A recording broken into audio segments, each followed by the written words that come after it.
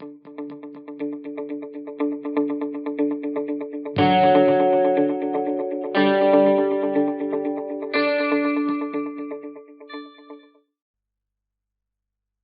To FiveCube। तो मैंने अपने चैनल का नाम चेंज कर दिया है। मैंने अपने चैनल का नाम गूगल ऑक्साइड से लेकर FiveCube रख दिया है एंड होपफुली मैं अब हर Sunday to Sunday at least videos upload करूँगा या फिर उससे भी फ्रीक्वेंटली अपडेट करूँगा। And here we go with the first video, which is chemical bonding, and in this chemical bonding video I tried to cover most of the concept। जितना छोटी details में हो सकता है उतनी छोटी डिटेल्स में मैंने इसको कवर किया है और मैंने लगभग सारी पूरा जेई मेंस का केमिकल बॉन्डिंग कवर करने की कोशिश की है। So let's get started.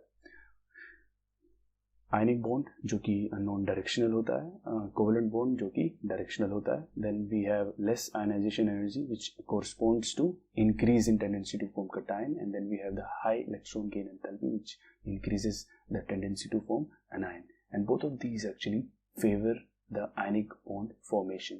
Hope it is clear. Let's go and talk about lattice energy. Lattice energy is inversely proportional to interionic distance, which is R plus R minus, where these both are actually cationic and anionic radiuses. And let's get move on. So we have the lattice energy directly proportional to Z plus and Z minus, which is the charge on cations and anions. And then we have this relation which says in size and charge will dominate. So you just have to remember this thing. Let's go ahead and see what's Hess law, which is also the Born-Haber cycle, which says that the change in enthalpy, which could be plus or minus, okay, is equivalent to the change in sublimation energy, which is positive always, summation of all of these things, which includes sublimation, ionization energy, half of the bonding energy, electron gain enthalpy, and the lattice energy. And just remember that lattice energy could be negative, is always negative, and these three things are positive, and at this only the electron gain enthalpy could be either positive or negative. So let's go ahead and talk about solubility. Solubility is ionic compounds solubility in polar solvents like H2O, HF, etc.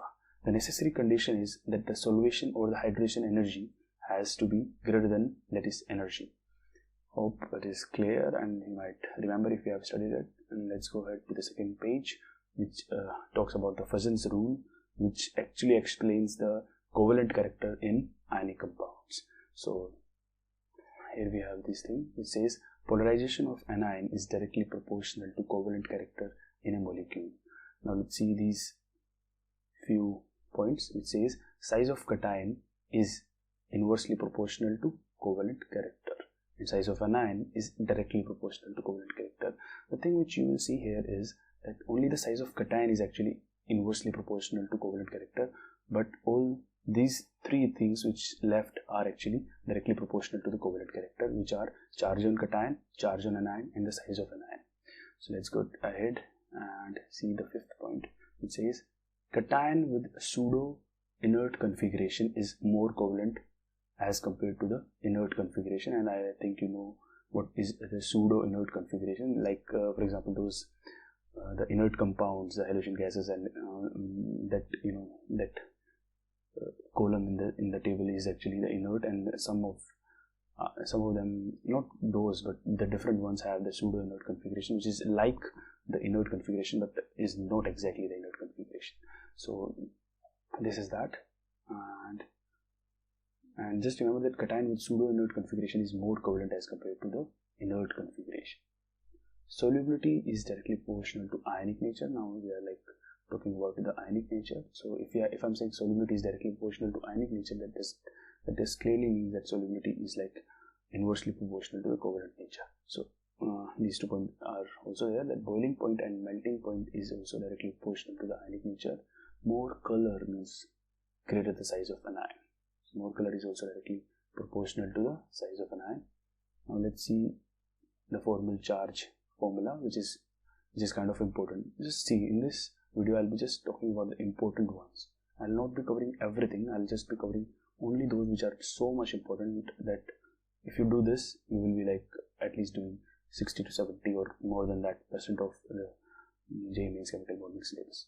So formal charge is valence electrons minus the lone pair electrons minus half of the bonded electrons. Hope it is clear. Let's go ahead and take the third page, which says the valence bond theory, which shares about this the bond length. The bond length is directly proportional to the size of an ion. See along the group. You have to see along the group. For example, HF is less than HCl, is less than HBr, is less than HI. So bond length is like directly proportional to the size of atom. You can clearly see the length of iodine is far greater than the length of fluorine, and clearly its size is also, the bond which it forms with the similar atom, that is hydrogen, is clearly of greater length. Now let's see the second point, which is nearly same period element. So in nearly same period elements, single bond is far greater than double bond and the triple bond. This is also clear, like this is kind of intuitive to us, right? So let's move ahead and talk about the third point, which is electronegativity difference. You have to see it along the period, and that is Hc is greater than Hn, is greater than Ho, is greater than Hf. And this is like clear. I've just mentioned it. You have to see it along the period. So bond order is here, which is inversely proportional to bond length. You just remember it, I know, because you have studied it so many times, I know. So that's it.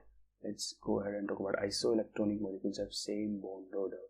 You have to remember this because I've seen really some questions related to this just these lines. You can just see some questions like if they are isoelectronic molecules, then what would be their bond orders, and you will see that magically they have the same bond orders. So that's it. And now we have the valence bond theory for bond angles, like just the important things which I'll discuss. Factors affecting bond angles, there are like 4 factors. The first of them is the hybridization. Sp is clearly greater than sp2 is greater than sp3. You can even remember the bond angles, which is the 180 degree, 120 degree, and the 109.28 minute. So number of lone pair is inversely proportional to the bond angle. This is also like clear, and we are just doing revision, so don't have to explain everything, right? So let's go ahead and talk about the third point, electronegativity of central atom. Electronegativity of the central atom. The central atom, which is like connected to almost all of the atoms, like in CH4C is in the central atom. So electronegativity of central atom is directly proportional to the bond angle. So the bond angle would be the one which it is making with all the others, the adjacent atoms. So size of terminal atom, all those atoms instead of the central atom is also directly proportional to the bond angle. So it is fairly easy to remember. The only exception to this, the size of terminal atom, the VBT theory of this particular case, is the fluorine. It is smallest due to its electronegativity. So this is also clear because we remember fluorine because of its electronegativity, right? So let's go ahead and talk about take the fourth page, which is VSEPR, valence shell electron pair repulsion theory, which is kind of my favorite, and I have a video which has like 164k plus views on YouTube because of its awesomeness, I can say, and I'm putting down the link below, so you can just go and watch that video, which really explains how to remember the valence shell electron pair repulsion theories, the bond angles. But I think it actually covers this #2 part, but not the #1 part. So let's study the #1 part, which is the number of electron pairs and the geometry related to that. So this is also like we also have the hybridization. So if we have 2 electron pairs, it's clearly linear. If we have like 2, then we're gonna have a linear shape. That's clear. For 3 electron pairs, we clearly have the trigonal planar. Alright, for tetrahedral we have the 4s, and for 5 we can make a trigonal bipyramidal, and for 6 we can make a octahedral, and hybridization is on your tips, right? SP, SP2, SP3, SP3D, SP3D2. This is just just comes with the flow, right? So, and also this thing, this is also should be on your fingertips, that lone pair is it is actually the repulsion. We are talking about repulsion here. So lone pair repulsion is far greater than lone pair bond pair repulsion, and the bond pair repulsion, which is the least one. So let's go ahead and talk about the hash 2. You can actually go and watch that video. I actually explained very good in that, but let us just revise that. So actually this is a cheat code, or I will say is a mnemonic, which is just a method to remember the thing. This is just a memorizing trick. So here we go. Actually, all you have to do is you have to just write these numbers: 21, 22, 31, 32, 41, 42, and 51. That's it. And the thing other than that you have to remember is BTS, which is like a famous K-pop group you can find.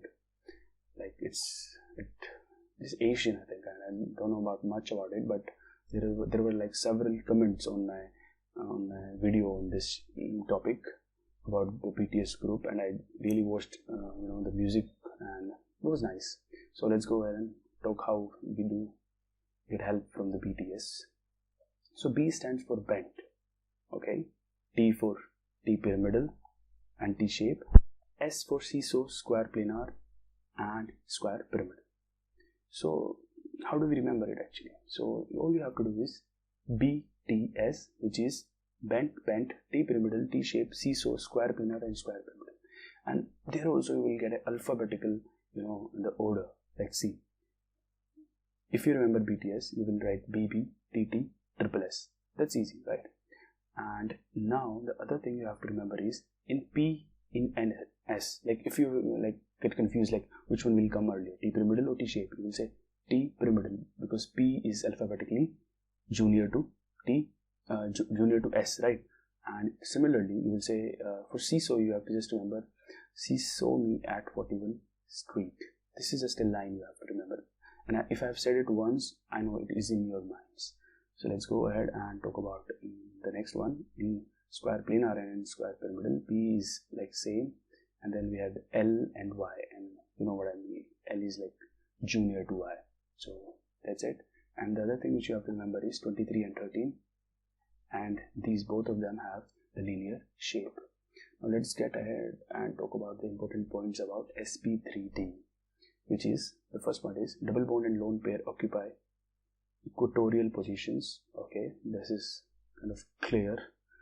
I don't know if you know about equatorial positions. If you don't, I know, but I cannot explain it so quickly, so just go and Google it. The second point is more electronegative atom will occupy axial positions. So search for axial and equatorial positions on Google, you will find it more clear. And these are like just more important points about the sp3d shape. Now let's talk about hybridization. To calculate hybridization, there are like two methods. The first one is this, which says you have to calculate the steric number, and here we go. Hybridization is equivalent to total number of valence electron, that is central atom, plus number of bonded atoms. So total number of valence electrons of central atom, okay, of central atom, this, plus the number of bonded atoms. It is easy to see it, right? And then we have the steric number, take number of bonded atoms if oxygen is there. So this is kind of exception for oxygen. And okay, so the total formula actually for hybridization is this whole is actually, so let us see the formula again. Total number of valence electron for the central atom plus the number of bonded atoms plus the negative charge on molecule minus the positive charge on molecule divided by 2. And I think this one is actually the steric number. So let's see the method number 2, which says steric number, which is equals to number of bonded atoms plus number of lone pairs left on central atom.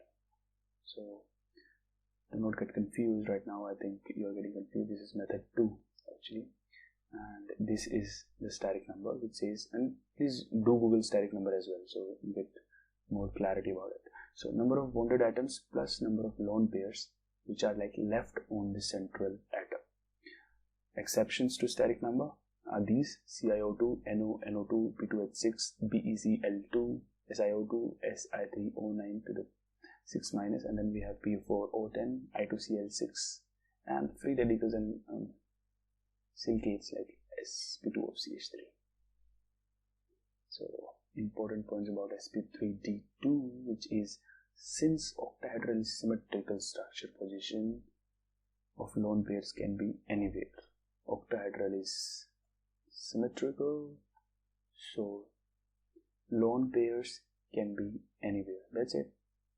And but if two lone pairs assume, then these must lie or at transposition, that is axial position. So as you get more clear, if you see the 3D shapes, you will see what are the axial positions. You just have to Google it, because I cannot show you 3 right now. So just Google about axial positions and you will see, yeah, if there are two lone pairs, then they must have to be at the axial positions.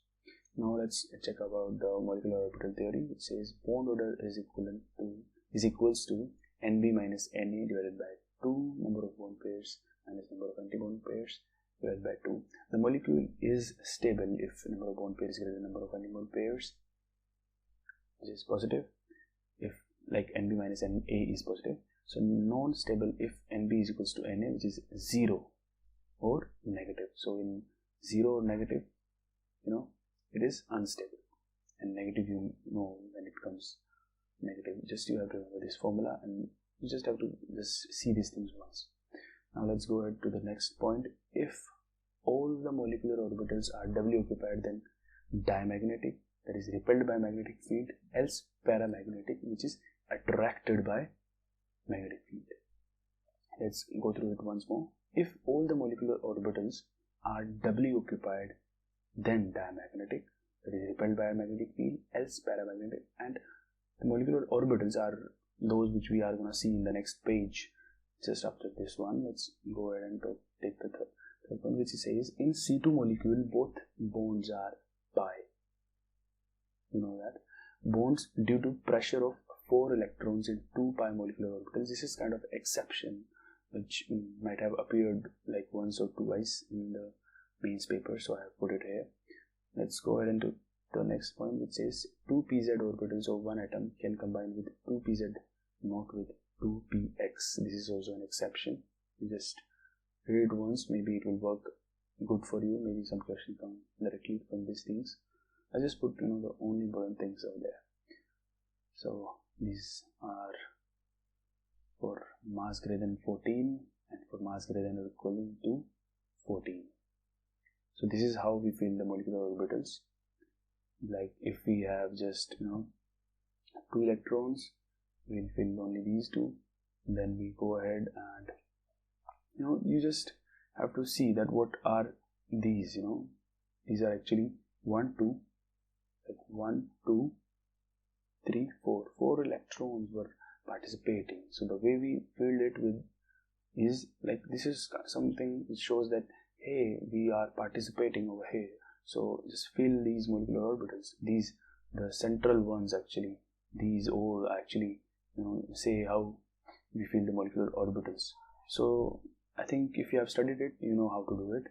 The only thing you want is the revision, and in revision also you wanted to just clear for what is the difference when we have the mass less than or equivalent to 14 and when we have the mass greater than or equivalent to 14. So let's see what is the difference. The difference is, let me show you the mass greater than 14 picture once. So there is no difference right over here. You can see that it's exactly the same, right? But do you see something over here? This says 1, then we have 2, then 1, and then we have 2 if we have the mass less than or equivalent to 14. But here you see something different. 1, 2 attached, then 2, and then 1. Actually these 2 attached or not attached is nothing but just the same thing. But you see this pattern, 1, 2, 2, 1. So here we have 1, 2, 2, 1 for mass greater than 14. But for mass less than or even equal to 14, we have this 1, 2, 1, 2. So I think this is it. This is the difference, and I hope you like the video. Please, and never say for subscribing and things like that, but I think we need it. We need it to grow more. So please help your friends by sharing this video, and that's it. तो भैया मिलते हैं next time. Till then, bye bye.